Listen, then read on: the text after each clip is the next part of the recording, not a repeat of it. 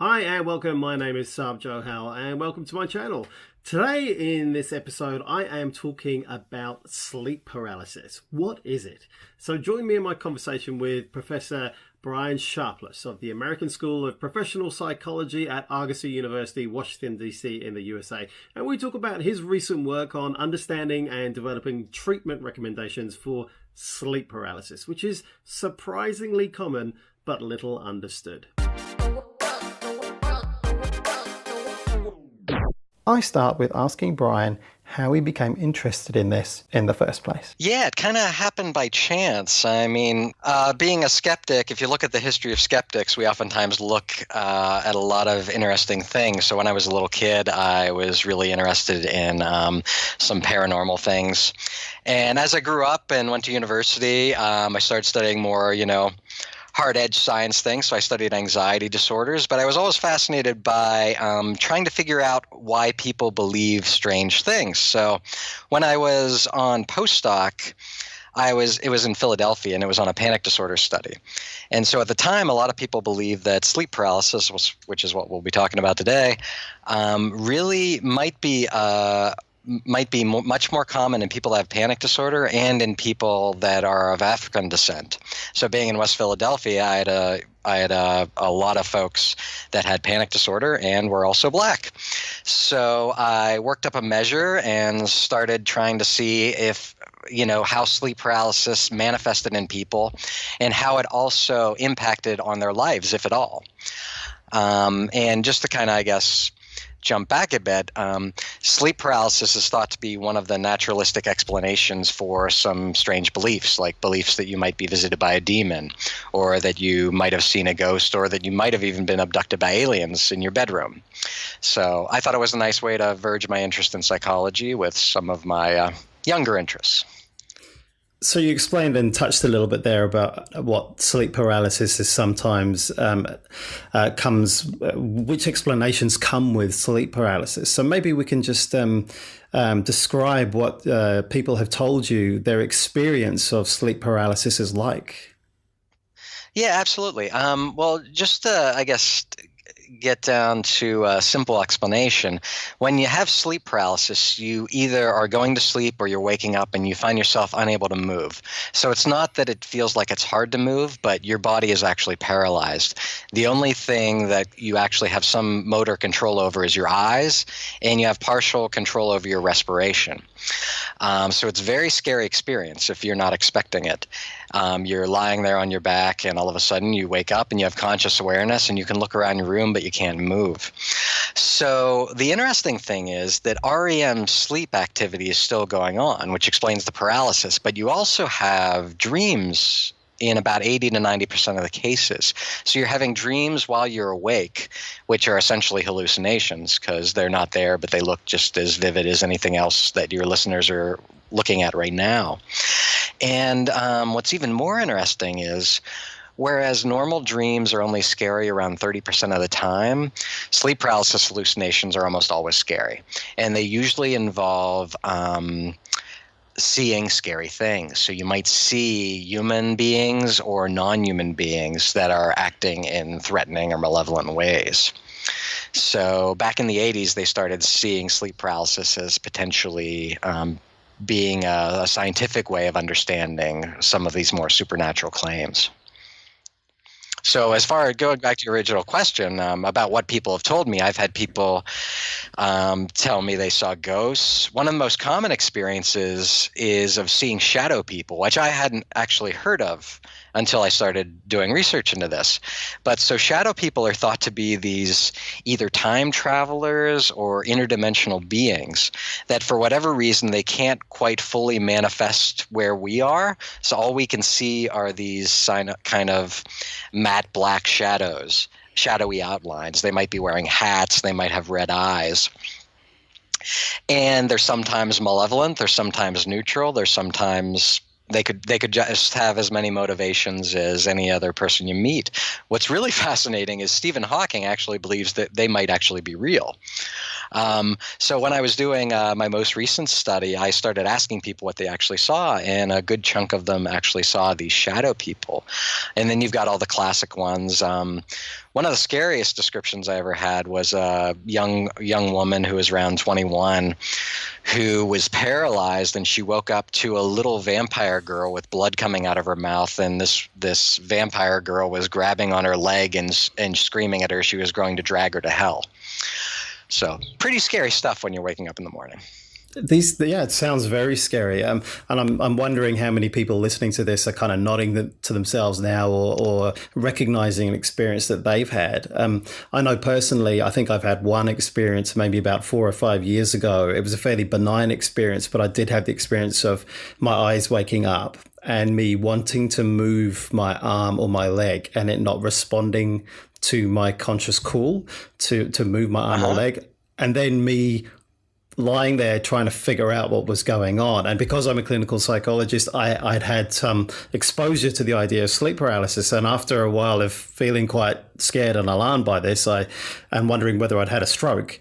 Right. I figured, I think this is something else, and I'm just going to sit here and wait it out and see what happens next, and trying to keep, actually, I remember trying to keep my breathing under control and thinking, you really don't need to be having a panic attack right now. Yeah. No, that makes a lot of intuitive sense. And see, you did what everybody does, which you had a strange experience and you used the categories that you knew to explain it. So being a psychologist, you were looking for a psychological explanation, possibly a medical explanation. And when people have it, they use what's around them. So if they don't have a good scientific understanding of sleep, how complicated it is, and how many things can go wrong, they could easily use other narratives. So if you're a very religious person, and you saw something scary, you might believe that you're being attacked by a demon. Or, if you were in Zanzibar, you might believe that you were being attacked by this giant bat out of the jungle called the Popobawa, who lands on your chest and does bad things to you. So I think whenever we have weird things, we have to try to make sense of them. We can't not, as people, try to understand these things. But some explanations can be helpful and some can not be helpful. So you were talking about the sort of, the worldview, the exposure of your previous experience, and how it is that you explain the world, and how that you use that to make sense of this experience. Culturally, yeah. So culturally and I guess historically as well, what do we know about how people had explained these sorts of experiences in antiquity, really, really quite far in the past? Do we know whether this was experienced in the past through oral histories or otherwise? Absolutely. The earliest documented case I could come about that would meet the medical definition of sleep paralysis goes back to ancient Rome, but it's been described much earlier. But just given how they described it, we couldn't exactly say that it met full criteria. But in the historical part of a book I just did on sleep paralysis, I was able to identify 118 different terms going back from ancient Greece to the present, and in dozens of countries for the experience. So the core parts of it seem to be fairly invariant. So the paralysis, oftentimes feeling a sense of pressure on your chest, difficulties breathing, and fear, and seeing scary things. That seems fairly universal. I haven't actually found a culture that doesn't have something like that in their records. But each culture sort of puts their own spin on it. So again, if we were in medieval Europe, we might see it as a visitation by an incubi or succubi, so a very libidinal, sex-crazed demon that's attacking you. If you were in Japan, you would call this kanashibari, which means to be bound by strips of metal. In China, they call it being oppressed by the ghost. And if you were in Turkey, you might call it the Karabasan, which I don't know if that's the correct pronunciation. I'm not fluent in Turkish, but it essentially means the dark presser. So you have all these different names. And the earliest one I could find was Pan Ephialtes from ancient Greece. And this means pan that leaps upon you. Ephialtes also, I think, is synonymous with tidal wave in Greece as well. So, yeah, it seems like a fairly universal human phenomenon that because it's so provocative and so scary, it's attracted attention from the lay public and medical professionals. In European cultures, we actually used to call this the nightmare. Our current idea of a nightmare being just a scary dream is really a 20th century invention. Before, it had a much more specific meaning that was in line with sleep paralysis. So in a classic nightmare or nachtmare, depending on your language, you would wake up, be unable to move, feel pressure on your chest, and feel a profound sense of fear. Terror would be probably better. So historically, it seems to be very, very interesting. And if you know what to look for, you can find lots of examples. So there are some themes that sort of come out there, right? This wave of being taken over, this idea of feeling bound and trapped. And these all seem to be quite common themes that go across cultures and across time. How common is it in modern day when people talk about sleep paralysis? How many people at any one time in the population would be experiencing anything like this? Yeah, I actually did a study on that where I aggregated data that I had with 35 other studies. So I had a sample of around 36,000 people. And we had enough information to break it down by groups. So what we found was about 8% of the general population, 28% of college-age students, and 32% of psychiatric patients reported experiencing sleep paralysis at least once in their lives. So that's just a one-off experience. Of the people that have had it, depending on the study you look at, somewhere between 15 and 45% of those folks have it to such a degree that it actually causes a problem in their life, either because it happens so frequently that it disrupts their sleep, or it is so upsetting to them that they might alter their lifestyle or be so upset about it that it causes them problems. So it's much more common than people probably thought. Back in the 80s, there was a lot of speculation it might actually be purely an African-American variant of panic disorder. But the literature clearly indicates that it's not. And even though in certain studies it does seem to occur in non-white populations, the differences between it are really relatively minor. I'm curious about that, particularly as you describe the difference between sort of the general population rate and then the college student rate. Is there a particular life stage or age group that seem to report more issues and experiences of sleep paralysis? Well, it typically seems to happen in adolescence is when you get your first episode. But why I think college students get it at such elevated rates and psychiatric patients is because you're really much more likely to have disrupted sleep. So if you're a college student, you're having classes at different times of day, so you might not be on a regular sleep cycle. If you're a psychiatric patient, you might be suffering from things like post-traumatic stress disorder or depression that are very well known to cause insomnia, to cause disrupted sleep, to cause unsatisfying sleep. And anything that disrupts your sleep is going to be a proximal cause of sleep paralysis.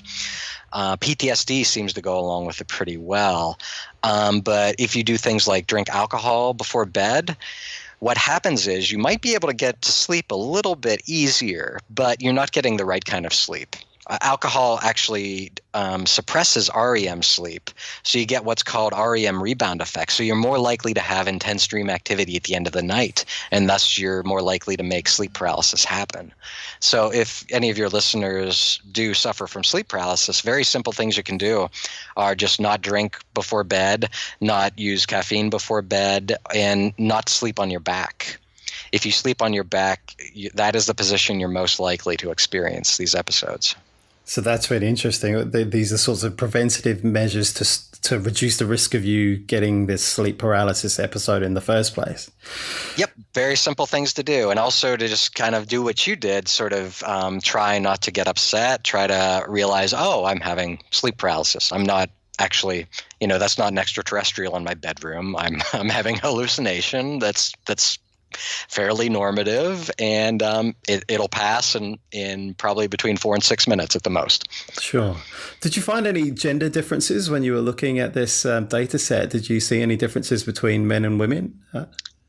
Women had it just a tiny bit more. I think I'll have to double check the figures, but I think it was 3% more common in women, but it was really negligible. Right. And for those people who are getting repeated episodes in their lives, does it continue for very long? Does it spontaneously remit? How does it work out? It's quite an individual process. I mean, I worked with some people that had it almost every single night. Other people would have it sort of in chunks where they'd go through long periods without getting episodes, and then all of a sudden they'd get more. So the course seems fairly variable. Right.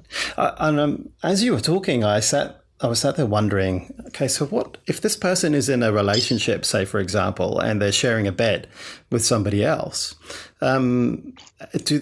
How does that work? Do they tend to disclose their experience to their partners, or do their partners become aware of it? And how does that impact upon, their sleeping arrangements? Do we know anything about this? Not a lot. I mean, I have some anecdotal cases of what people have told me, but I mean, in general, your partner would have to be paying very close attention to you to even know you're having it. Otherwise, they'd think you're just sleeping. Some people have their eyes open. Some people can't open their eyes, and their eyes are moving around with their eyelids shut. There was a case of a physician in the early 1800s who actually would pay one of his servants to watch him as he was sleeping so that he could get out of it. And so he would tell the servant what to look for in the signs of his eyes darting around and pressured breathing and things like that. But the idea of feeling strange about disclosing this is a big one, and that's why I think shows like yours are important.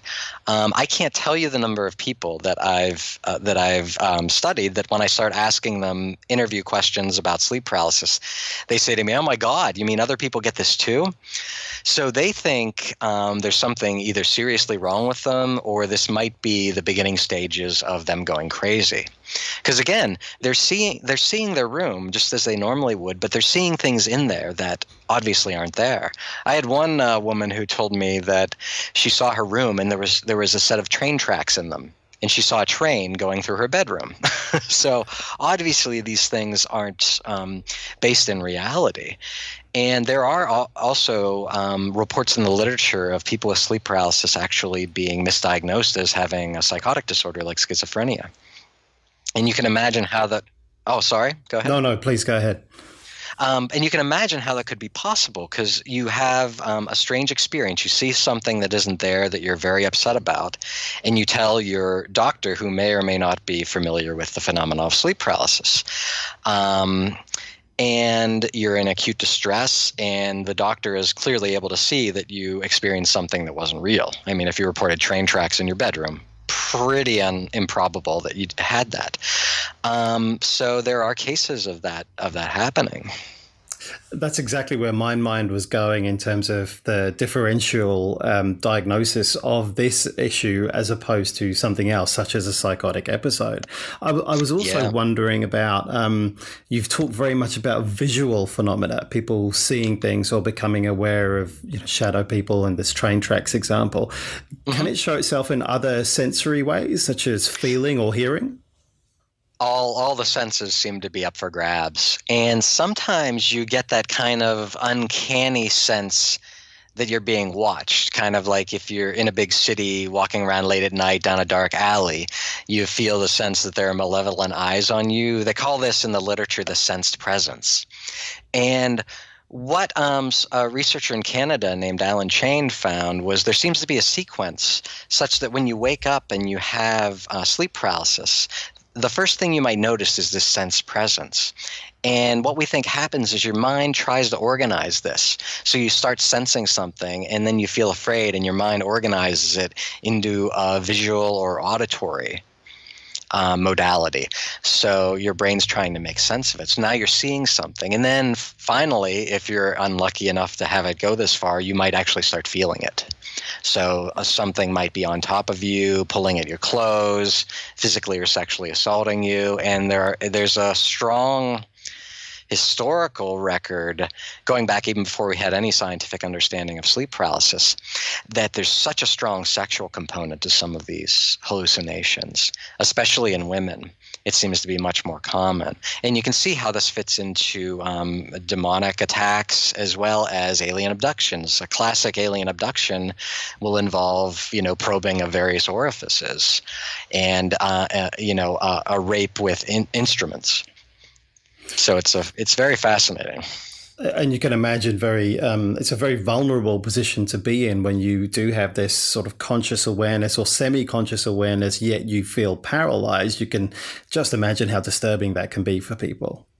Yeah, and you talk to people and they are adamant it is not a dream. And that makes it confusing because they're trying to explain to people and they're like, oh, you just had a bad dream. They're like, no, I was awake. I was able to think. I was able to process. I was able to see my alarm clock right next to me. And all this stuff was going on. So that creates a lot of shame and a lot of strange feelings. And just finding out about it seems to engender relief in people. They feel, okay, well, this is a common event. I'm in fairly good company, and it's really not dangerous. Did you come across any individual differences like personality that seem to be correlated or associated with the frequency or commonality of sleep paralysis, Brian? As far as personality differences, not that much. Some of the early literature even tried to split people into groups and give them MMPIs and personality measures. They really didn't find anything of note. It seems that there is an association with belief in the paranormal. Mm-hmm. Now, this gets tricky because we don't know, is it a cause or consequence of having sleep paralysis? So do you believe in paranormal things and then you're more likely to have sleep paralysis, or do you believe paranormal things because you've had sleep paralysis and have seen paranormal things? So we don't know about that. Other things that seem to be associated with it are certain types of anxiety. So if you have high levels of anxiety sensitivity where you might be prone to misinterpret having an elevated heart rate for meaning you have a heart problem. That's been a replicated finding in the literature, that if you have high levels of anxiety sensitivity, you're more likely to have sleep paralysis. If you have a history of trauma, whether it's full-blown post-traumatic stress disorder or not, you might be more likely to have it.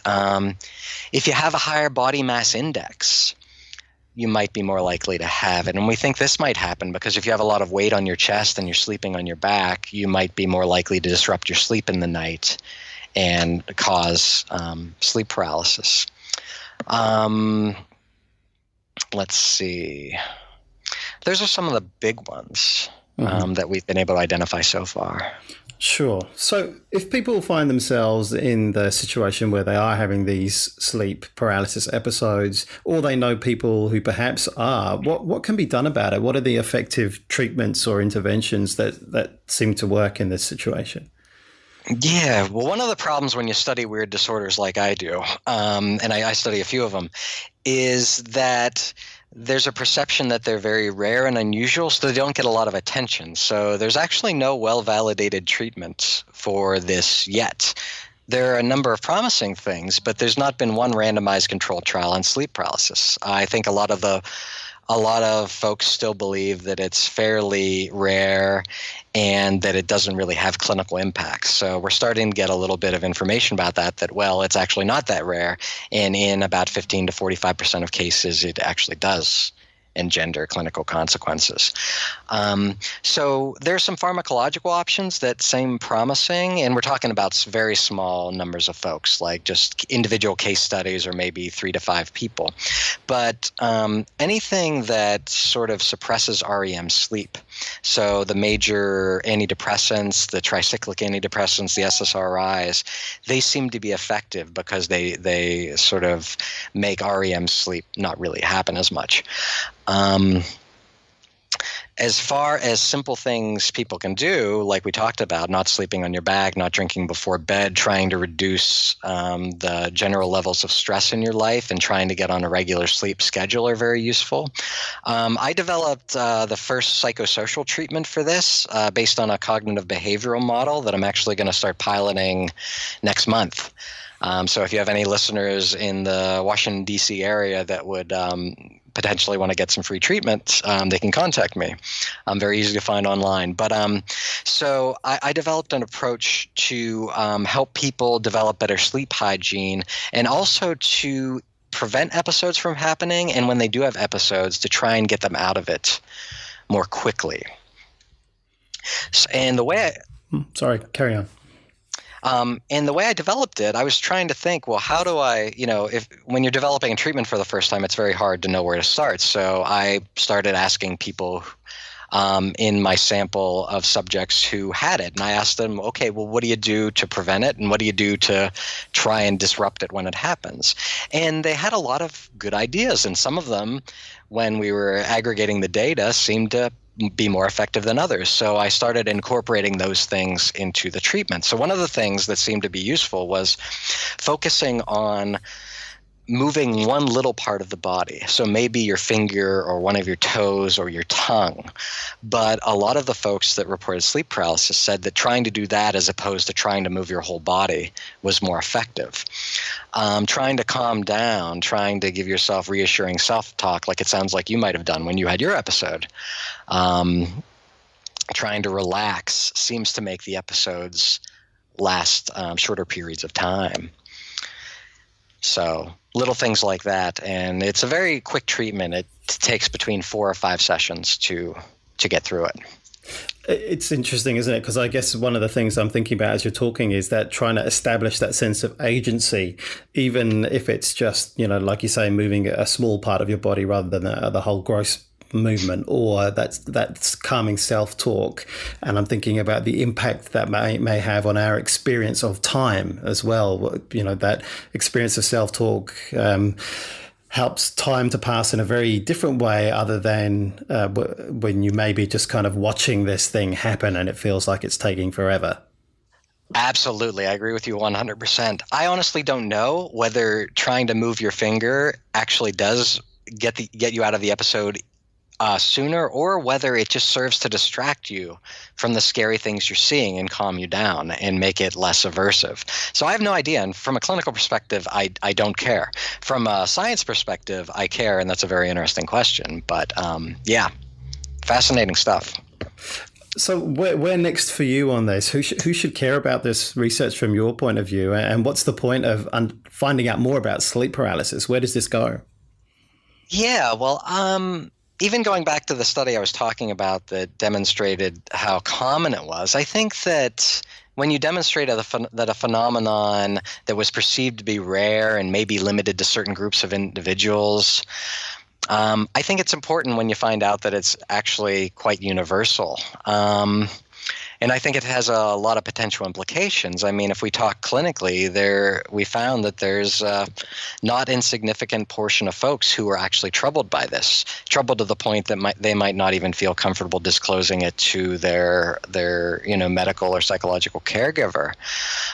So once there's awareness that something's common, once there's awareness that it might actually be problematic, then you can start the hard work of trying to figure out, okay, well, how do we help these folks? And I think more generally, having providers know about it could help avoid misdiagnoses, like we talked about, either that they've got something more serious or potentially ruling out narcolepsy. We didn't talk about this yet, but sleep paralysis is very common in narcolepsy, which is much less common than having what's called isolated sleep paralysis, which means sleep paralysis that isn't occurring in the context of a medical condition. And yeah, I think just being able to know there's a name for something can help normalize it and reduce a potentially frightening and shameful experience. And I think going back to the first thing we talked about, I think getting the word out is good for, I think, science literacy, because this could potentially help people realize that they're not actually being visited by fairies or extraterrestrials or demons, but they're having kind of a blip in a very complicated sleep cycle. So those are the things I was thinking about of why we should care about isolated sleep paralysis. Probably to any of your listeners out there who have it, if it just happens once, I would like to have you guys think about it as just something an interesting story to tell your partner about. Wake up and tell whoever's sleeping next to you about it. Oh, I had this weird thing called sleep paralysis. But if you are one of the groups that has it to the extent it's actually causing problems, what you should do is try and find somebody, either a psychologist or a psychiatrist or neurologist, who specializes in sleep disorders, particularly parasomnias. So that's the class of sleep disorders that sleep paralysis is in. And there are certainly some things that could potentially help you out. Hey, thanks so much for joining me today. I hope you've enjoyed this episode of the show. Please subscribe down the bottom if you have and you want to see some more content from me. And the little bell notification lets you know when I am putting out new content. But until then, go well and see you again soon, I hope.